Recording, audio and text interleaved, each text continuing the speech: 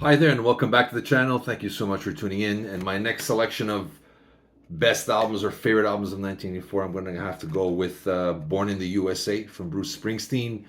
I know in the beginning a lot of people didn't like it. He kind of changed his style, a little bit more commercial, accessible to the masses. They said it didn't sound like Springsteen anymore. I'm going to disagree. I think he just changed his style a little bit, but those same characters from his first, I think, six albums. You had those romantic boys, guys doing the work life, people disenchanted with their life or how it turned out to be. He kind of switched around and made it a little bit more positive and nostalgic and a little bit sentimental on here. Born in the USA, which is about Vietnam veterans, should have been sounding angry, but it comes off as an anthem for them. And I think that's what changed everything. There was an anthem for them as opposed to this sad, depressing sentiment or statement. This was no, they should be proud and we should stand by them. And it was an anthem, it was fantastic. You had, No Surrender, about never surrendering. You had a song about friends, Bobby Jean. You had sung about your family, My Hometown. You even had the restless hero of Dances in the Dark. You have the nostalgia-driven Glory Days.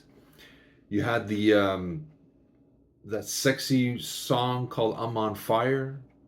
It had everything on here.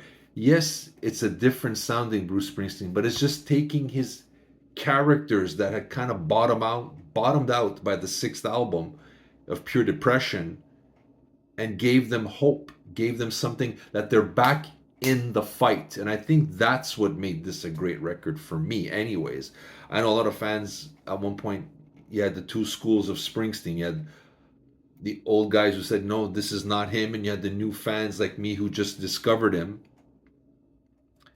But going back to his other stuff, he sings about people in everyday life.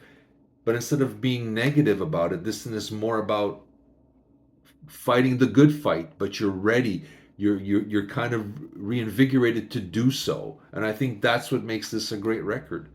It should have been depressing, but it's an anthem for the ages.